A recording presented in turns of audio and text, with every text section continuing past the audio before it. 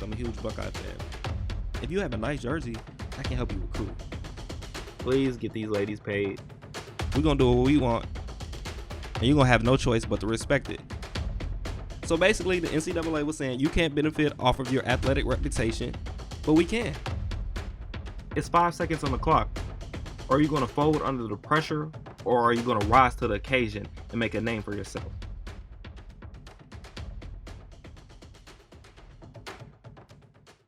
What's up, guys, and welcome back to the 5 Seconds on the Clock podcast. I am your host, Brandon Williams, and I've been away for a while. It's been almost a month now since I've recorded and released an episode, but I'm back, and I'll try and make sure that never happens again.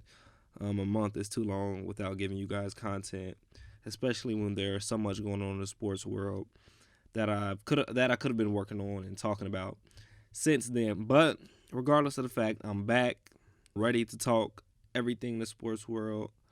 But today I have a particular topic I want to talk about. Before the beginning of this NFL season, Jason Reed, who works for the ESPN's The Undefeated, he's a senior NFL writer for The Undefeated, he said this year will be the year of the black quarterback. Now, I saw this, I read the initial article, and things were great, but I didn't know how accurate Jason's statement or his feelings on this year being a black quarterback actually would end up being. When you look at it now, basically definitely top 3, and maybe even top 4 front runners for the MVP are all black quarterbacks. You have Lamar Jackson right now is the front runner. You have Russell Wilson with Seattle. You have Patrick Mahomes, who missed 2 games, but despite that, he's still coming back. He's getting healthy, and the Chiefs are playing well. 8-4, leading the AFC West. They don't have too much to be worried right now. They have a comfortable lead on Oakland. San Diego wasn't what we thought they might be this year. So the Chiefs are pretty comfortable in the AFC West. And then you have DeShaun Watson. He's looking good. He's been on and off. Basically, DeShaun's performance has been reflective of what the team is doing as a whole. If DeShaun's having a good game, more than likely the Texans as a whole are having a good game, and they'll end up probably winning that game. Sometimes they don't win those games, but that's not really on him. When he performs well, usually the team does well. You'd have to say that those guys are the front runners for the MVP right now, along with position players like Mike Thomas and Christian McCaffrey. Mike Thomas is on pace for a historical season at the wide receiver position. Christian McCaffrey is doing stuff that we haven't seen in a long time in terms of all-purpose yards, and really, he's the best player on that team. He's really leading that team. He kept the team afloat even when Cam was out and when Kyle Allen was doing well. It was really about what Christian McCaffrey was doing. Now the team's struggling. McCaffrey, he's getting his numbers, but I think they were even better at the beginning of the season. I think they need to focus on getting him the ball any way they can, whether it's handing it off or getting it to him, passing it to him from out the backfield. But these quarterbacks are changing the game and the way the QB position is viewed in the NFL. For the longest, when you think of a quarterback, you think of a guy who can sit there and stand in the pocket, who's big, maybe 6'4" and up, who can at least see the field. Over these big offensive linemen, they're not really scramblers, even if they can get it outside the pocket. They're mostly pocket passers, and that's the prototypical quarterback that's going to lead you to a Super Bowl and help you be successful and sustain success at the quarterback position, for years. But now that's changing. And now we have Lamar Jackson, the closest thing we've seen to Michael Vick. And as a matter of fact, we might be disrespecting Lamar by saying that he might even be better than Michael Vick. You just looking at where he is at this point in his career. He's about to break Vick's record for the most rushing yards by a quarterback in a single season. He could do it this week against Buffalo, but he'll definitely make it there this season within the next 2 games, I'm saying at the very least. But if you look at how Baltimore has changed the offense, how they changed the scheme, they have Greg Roman, who was in San Francisco when Colin Kaepernick was playing and having all the success, playing at the height of his career, getting them to Super Bowls and an NFC Championship game. Greg Roman was the offensive coordinator. Now he's there in Baltimore with the other Harbaugh brother. He's with John now instead of Jim. And you see the effect that's having on the Ravens offense. They drafted Lamar, and once they inserted him to the starting lineup, when Joe Flacco went down, it's not like, we drafted him, we're going to force him to play this style of ball. When they drafted him, and finally inserted him into the starting lineup, they changed the offense to fit his style of play. You see how they went to more of a running team at the end of last year, and it was successful, but they've even evolved coming into this season, and you just see they're really unstoppable. They have the best offense in the league, highest scoring team in the league, scoring over 34 points a game. It's something like 38 within their last 4 games, something crazy. But this offense is unstoppable. There's really nobody who can stop them. San Francisco really did a good job. They contained them, but Lamar still had over 100 rushing yards. He had a passing and a rushing touchdown. So even if when you can slow the Ravens offense down, there's no stopping them. San Francisco held them to 20 points, but that wasn't enough. The Ravens still got the job done, and when they got the ball, their defense stopped San Francisco on a 4th and 1, and they got the ball back with 6 minutes left. And the Ravens didn't let San Francisco touch the ball again. Like I said, they got it with 6 minutes left, just over 6. I think it was around 6.5 minutes left. And they kept the ball for the rest of the game and let Justin Tucker come in the game. And they're on an 8-game winning streak, longest streak in the NFL right now. And they're everybody's Super Bowl favorite right now just because not only are they on an 8-game winning streak, but they've been playing tough, quality opponents. The teams that they beat are teams that we are considering to be, the other best teams in the league. They beat the 10-2 Seattle Seahawks. They beat the 10-2 New England Patriots. They beat the 10-2 San Francisco 49ers. So it's not like they're playing against scrubs. They're getting it done against quality teams. Yeah, they had some scrubs in the middle, like the Bengals when Lamar put up, that great game, and they had the Rams in there. The Rams, they're not going back to the Super Bowl like they did last year. We understand that, but still, we had high expectations for this team, and they definitely haven't been what we've expected, but you see what they did. You see what the Ravens did. They went into L.A. and put on a show. They embarrassed the Rams on their home field. Lamar just had an MVP moment, and he's playing against all these big teams, and every time they have a big matchup, you get the same thing from the Ravens. You get the same thing from Lamar. They are consistent. They play their style of the ball. They're not going to try and get too cute, in 3rd and 4th and short situations and try and pass the ball and catch you off guard. They're going to do what they do best. They know their strengths, and they play to their strengths. That's one thing that I have really noticed is helping the Ravens be so dominant right now and be so consistent throughout this season. So you see how I feel about Lamar. Obviously, I've raved about him, and really everybody in the NFL who's covering it, whether you're a fan of the league, is raving about Lamar right now because he's doing things that we haven't seen before, and he's able to maintain it. Hopefully he stays healthy, because if he stays healthy, his career and the trajectory he's on, he could be a once-in-a-lifetime player, something we really haven't seen, and he could be a part of the revolution of the position because, like I said, they're changing the way the QB position is viewed, and they're changing the way we look at that normal, the model for the QB position. Usually we think of it as a 6'4", 6'5", white guy, strong arm who can stay in a pocket, but these quarterbacks are changing the game. You got to look at Russell Wilson. He's a vet. He's the oldest of these black quarterbacks that we're raving about. The other guys are really young. DeShaun Watson, Lamar Jackson, and then Patrick Mahomes. These are all younger guys who've been in the league 2, 3, and 4 years. But Russ, he's a vet. He's been there, done that. He has a Super Bowl. He has 2 Super Bowl appearances. But he's never really gotten that love as far as the MVP conversation goes. But this season, people are paying attention to Russ. And really, I think Russ has been doing this for the Seahawks for years. There's been years where we said, he doesn't have an offensive line. He has no running game. But he was still putting up big numbers. And whoever his receiving core was, he was making things happen on the field. It just was hard for him because he didn't have much help. Now he has a little bit more help on the offensive side of the ball, and the defense, which has always been pretty good. I think they're better than they have been in recent years. They had to kind of rebuild or just really find themselves again after the Legion of Boom left. But they added guys over the offseason like Jadeveon Clowney right before the beginning of the season, so that defense is shored up. They're looking real good. But Russ is finally getting the love he deserves as far as when we talk about the best quarterbacks in the NFL, the elite, the top tier quarterbacks.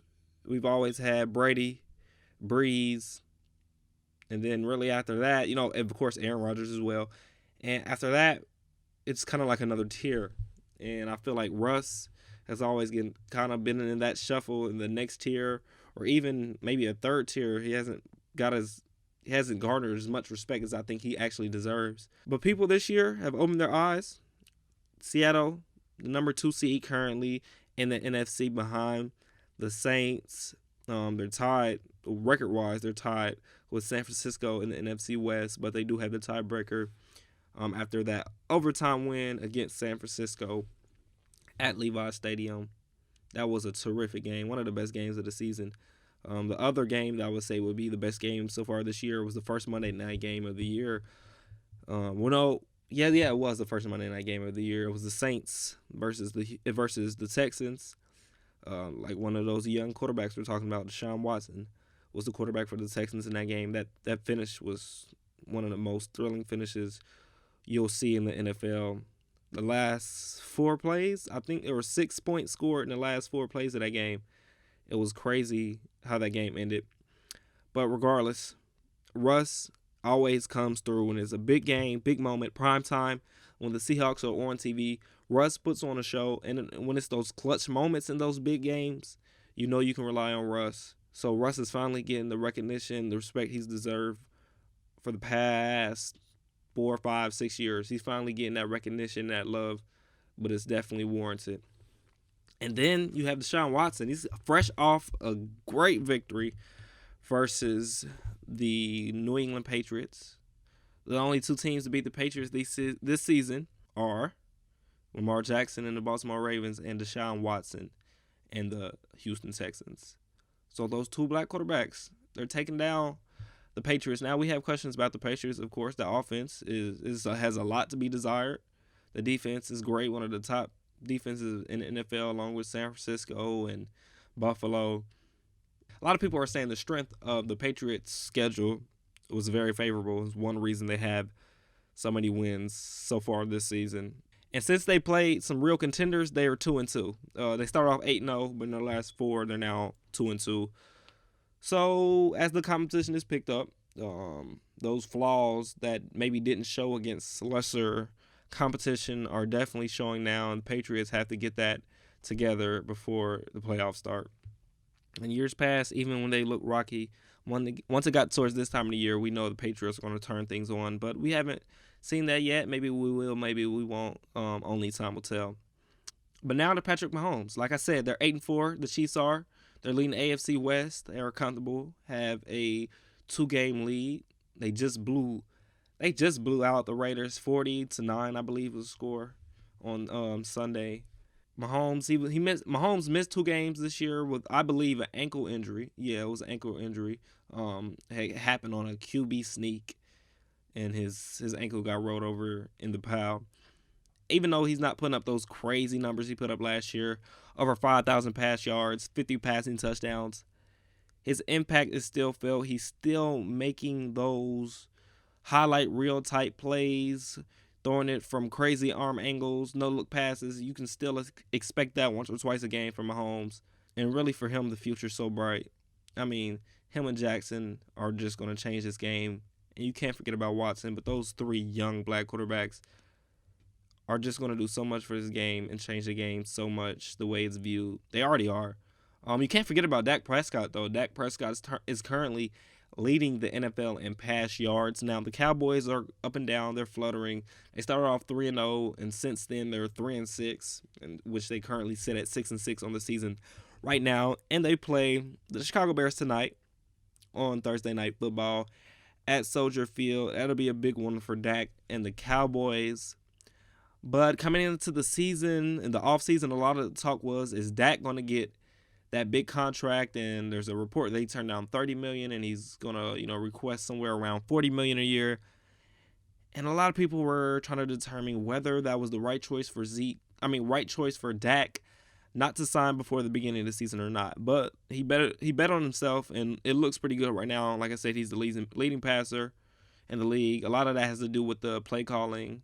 A lot of people are saying that Zeke should be getting more carries because that team is built to be a running team. But regardless, Dak has put up the numbers this year, and you can't blame I won't say failure because the season isn't, a complete failure yet, but you can't blame where the Cowboys stand right now totally on Dak because he's doing what he's supposed to.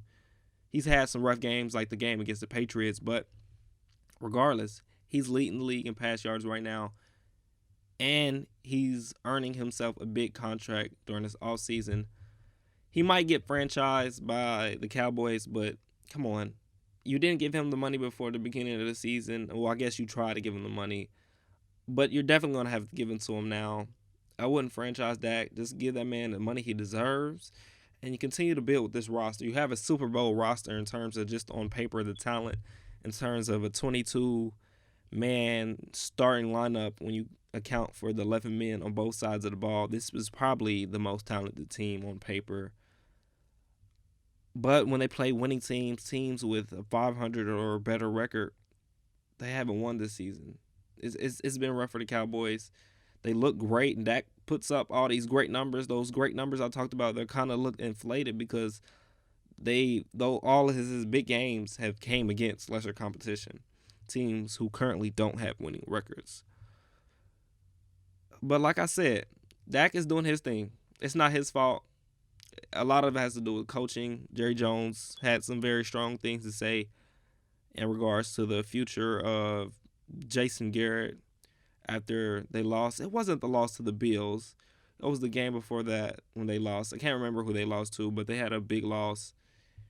Oh, yeah, it was the game versus the Patriots. After that loss, he had a lot to say, and really basically he's saying that Garrett's might coach in the league next year, but it won't be for my Dallas Cowboys. That's what I got. That's what I'm gotten away from what Jerry said, and really, how could you not after listening to what he said and the way he said it? He's definitely frustrated. He wants another Super Bowl. He knows time is running out. He's 77 years old, but he wants to win another Super Bowl, and if he's going to do that, right now might be the window because this is the one of the more talented teams he's had in recent memory, especially since those teams that were winning Super Bowls back in the 90s. So it's time for the Cowboys to win now. But that man, Dak Prescott, Dakota Rain Prescott, is doing everything he can to help this team win. And you can't forget about Teddy Bridgewater. Teddy Bridgewater is one of the better stories of the 2019-2020 NFL season. Drew Brees was hurt in the first week of the season against the Rams. His thumb kind of hit Aaron Donald's helmet, I believe. I hit Aaron Donald's helmet on a follow-through, and he was out. He missed 6 weeks. But while he was out, Teddy Bridgewater was 5-0. He led the Saints to a 5-0 record in Brees' absence. It really didn't look like they missed a beat. They even had a couple games without Alvin Kamara. They had Latavius Murray back there, and he had like a 100-yard rushing game when they were at Soldier Field against the Bears. And really, I mean, they beat who else did they beat? They beat the Seahawks during that time when Drew was out, when Teddy was leading the offense. It didn't look like they lost a beat. It looked like the same Saints in terms of their performance on the field. Before the beginning of the season, in the offseason, Bridgewater was offered big money by the Dolphins to become the starting quarterback there in Miami. But he chose to pass that up, and New Orleans was able to convince him to come back and getting him to think maybe he had a future in New Orleans. Maybe Brees still feels like he can play, still wants to play, and comes back next season. And Bridgewater ends up playing somewhere else. But regardless of the fact, the way he performed in Drew Brees' absence definitely earned him a big contract. I'm thinking somewhere in between 18 and $20 million a year. Since he's a quarterback and the demand for quarterbacks are high, it's at least going to be 20 to me. I think he's 20 million and up. I don't think he reaches 30 million because we haven't seen him as a consistent starter. Yeah, that 5-game stretch was nice, but we haven't seen him as a consistent starter since he was with the Vikings. But we know he got injured, and Case Keenum and Sam Bradford ended up coming in for him with Minnesota, and he got shipped away. But he's made the most of his experience there in New Orleans. I think he really likes the culture, even though he hasn't been starting. That's one reason he did stay there, because of the team's success and the overall culture of that organization. But Teddy, he worked his way into a big contract this year, and so I'm excited for him. And when you look at other quarterbacks in the league, Jacoby Brissett, nobody expected him to be the starter for the Colts coming into this year. But Andrew Luck really came out of nowhere and announced his retirement before the beginning of the season. And this is late into training camp. This is dang near. It might have been preseason when he admitted that, or right before the preseason. And Brissett, he's done great stepping into that role as a starter. He's been injured a couple games, so Brian Hoyer had to come in and replace him for a few games, but he's looked great. Jameis Winston, even though his performance has been up and down and he does consistently throw interceptions, he is second in the league in pass yards, right behind Prescott. So black quarterbacks are making noise in this league. I feel like they're the future of the league. I feel like the performance of guys like Lamar Jackson is really going to have an impact on the NFL draft in years to come. You can see a guy like Jalen Hurts at Oklahoma get a chance to be drafted and actually play a lot in this league, whereas in the future he would maybe get drafted, but people would suggest he switch positions. Like they said, Lamar Jackson should be a running back or wide receiver, and now we see what he's doing at the position.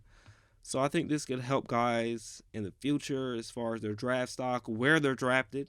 Lamar was first round. You might see more guys go first round and earlier first round who have more of his skill set. Kyler Murray has had a good rookie season in Arizona. I think it's great that he has a veteran and a total professional like Larry Fitzgerald in that locker room, and a guy who he can throw to and rely on. And I think if you look at a guy like Justin Fields, who's at Ohio State right now, who's currently the number one team in the country, go Bucks, the emergence of the black quarterbacks could also help him. He is a dual threat quarterback, but I think what he wants to do first, he's a pass first guy. He thinks pass. He's gonna try and find the open guy, go through his progressions first, and then he'll take off. Or if it's a RPO, run pass option, he's going to read that and he might take off. But I think he prefers the handoff. Of course, you're going to make the right play based on whatever the defender's doing, but I think he would prefer to hand the ball off every time. But the emergence of these quarterbacks can help a guy like him because he's a versatile quarterback. He's pass first, but he can run. So that's somebody. It kind of reminds me of DeShaun Watson, those two Georgia quarterbacks and stuff like that. But the emergence of these quarterbacks is great. It's the year of the black quarterback. I'm loving it. Black quarterbacks have been thought about so long as the running quarterback or the athletic quarterback, not so much the prototype or the successful quarterback who can sustain it for a long period of time. But I think these guys now are changing the way we view the position, and they're changing the way the NFL will be played for now and years to come. Shout out to Jason Reed for seeing that before the beginning of the season. And you guys can Google that. Look up the year of the black quarterback. Uninterrupted has been updating that.